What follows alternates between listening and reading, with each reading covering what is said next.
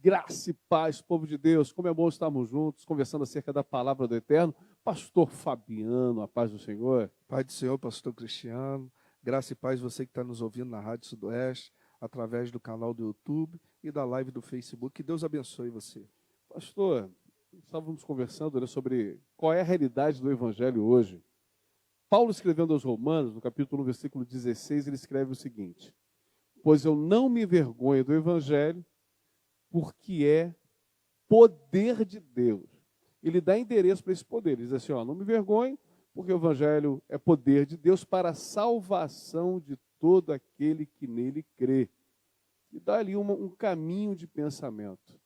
Então, quando a gente fala que o Evangelho é poder de Deus para a salvação de todo aquele que crê, a gente precisa entender a realidade do Evangelho hoje. A realidade do Evangelho no Senhor, a verdade do Evangelho na minha vida e na vida você que está ouvindo ou assistindo através da internet. Qual é a realidade do Evangelho hoje? Pastor, existem algumas linhas de pensamentos teológicos. A gente vai ver a linha teológica tradicional, a geral, a gente vê a denominacional, as igrejas centenárias, Assembleia de Deus, Batista, Metodista. A gente vai vendo esse pensamento teológico de muitas igrejas. E a gente vê também uma teologia que ela é progressiva. Essa teologia progressiva é aquela da revelação, onde se você quer pegar o velho, colocar no novo, não vai dar certo. Porque o pano novo no odre velho vai rasgar e vai derrubar o vinho. Não vai descartar aquilo que é velho e não vai descartar aquilo que é novo. Você vai colocar nos recipientes certos. Onde é que você vai colocar? Não é aqui que cabe, é aqui que cabe. Onde é que a gente vê uma realidade do Evangelho hoje? A pessoa que está caminhando no velho tem dificuldade de entender o novo. E essa teologia progressiva da revelação do poder de Deus não cabe para ele. Porque só aquela glória que foi vivida lá atrás é que cabe. E essa pessoa hoje, quando vê aquilo que verdadeiramente é o Evangelho, não consegue caminhar, cara. O cara esfria, fica difícil de ter oração, jejum, leitura de palavra. O cara não busca mais e atribui toda a dificuldade dele, dessa verdade do que é o reino na vida dele, à congregação, ao pastor, à família. Porque exatamente o que ele não consegue perceber é essa progressão do novo de Deus, da revelação de Deus, do poder de Deus para a salvação da minha casa, da minha família, dos membros da nossa igreja e também da minha vida. Então tem muita gente, pastor, que tem buscado o Senhor sem o poder de Deus. Pastor, a gente entende que quando Deus tirou o povo do Egito, você vê que a coluna de nuvem de fogo ela se movia quando os hebreus entraram no deserto. O reino de Deus, ele se movimenta, ele se renova. A palavra de Deus, ela se renova todos os dias. Então o evangelho é renovação. Renovação de mente, você vai ver a dificuldade de João 3. Quando Nicodemos marca o encontro com Jesus naquela praça, e ele fala assim: mestre, o que o Senhor faz, nós temos que concordar que quem não tiver com Deus não faz. Então ele reconhece Jesus, tem um negócio diferente. Jesus olha para ele e fala assim: Nicodemos, se você não nascer de novo, você nunca vai entender. Nicodemos vivia dentro de um evangelho passado, aonde ele cumpria todas as leis, aonde todos, aqui você vai perceber que todos eles cumpriam, e não entendia que Jesus falava da mesma lei, da mesma coisa, mas de maneira diferente, avivada, trazendo poder, trazendo libertação, trazendo mortos para a vida, trazendo aonde que a lei que eles executavam afastava os pecadores dele. E Jesus vem falando da mesma lei, abraçando os pecadores.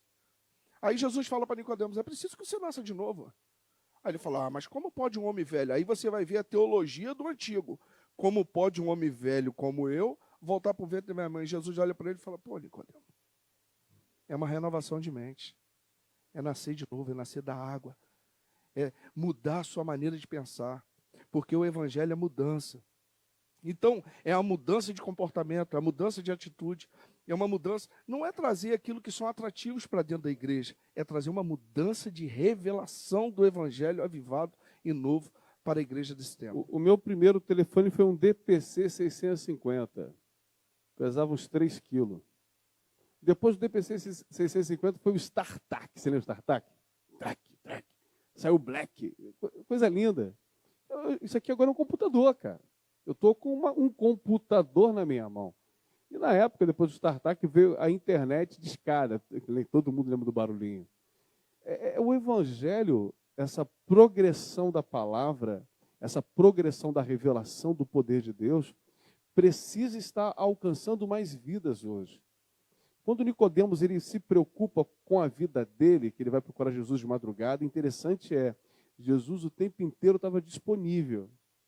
Jesus estava no meio da multidão, mas de madrugada, uma pessoa queria entender o processo de salvação, Jesus estava disponível. Vou te atender, vem aqui. De madrugada. A gente vê essa preocupação de um evangelho que não é no meu tempo. Um evangelho que não é da maneira que eu posso fazer do meu bom humor. É da necessidade do meu próximo. Olha o que Paulo escreve aqui em 2 Coríntios 4, verso 3. Mas se o nosso evangelho ainda está encoberto, é para os que se perdem que está encoberto, nos quais o Deus deste século cegou o entendimento dos incrédulos, para que neles não resplandeça a luz do evangelho da glória de Cristo, o qual é a imagem de Deus. Porque não pregamos a nós mesmos, mas pregamos Jesus Cristo como Senhor e a nós mesmos como vossos servos, por amor de Jesus. Porque Deus que disse, das trevas resplandecerá a luz, Ele mesmo resplandeceu em nosso coração para a iluminação do conhecimento da glória de Deus na face de Cristo. A realidade hoje do Evangelho é que o Nicodemos procura de madrugada para ele aparecer. Não é para Jesus aparecer.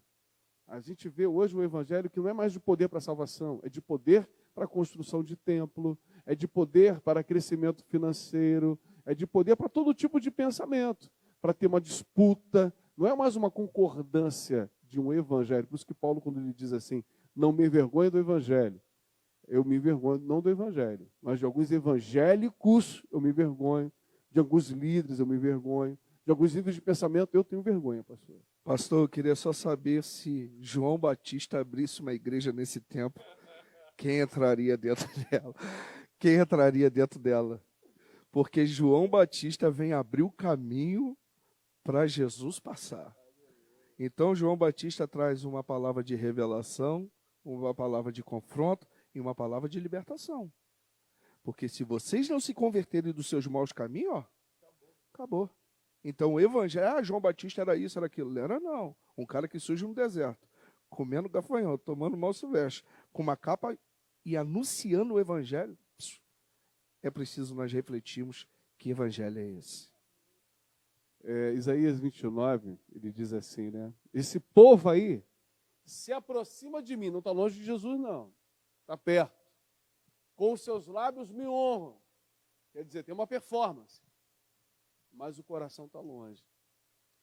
Com muito carinho, né, com muito amor, isso é uma verdade hoje.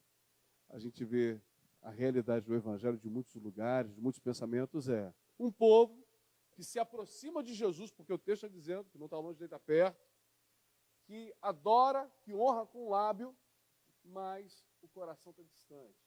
Tem muita performance hoje interessante, tem muito pastor performático, muita igreja performática, muitos discípulos performáticos, e Jesus está dizendo exatamente isso. Você não está longe de mim, não, você está perto. Mas o teu coração, os teus pensamentos, os teus sentimentos, os teus desejos estão longe de uma verdade daquilo que eu sou. Mas no grande dia ele vai dizer, apartai-vos de mim, que eu não vos conheço. Então, estamos aí caminhando para a reta final desse programa, e a gente tem certeza que esse evangelho que a gente vive é um evangelho de transformação, porque mudou a minha vida. Aí eu não posso falar de você, eu não posso falar dos irmãos, tem que falar da minha vida. Transformou a minha vida. Transformou a vida do meu pastor, porque eu conheço o testemunho dele. Transformou a vida de pessoas a qual a gente se relaciona, porque nós temos acompanhado a transformação de vida delas. Então, Jesus Cristo é o mesmo ontem, hoje e eternamente. Se crer, verás a glória. Beijo no coração. Paz do Senhor. Deus abençoe.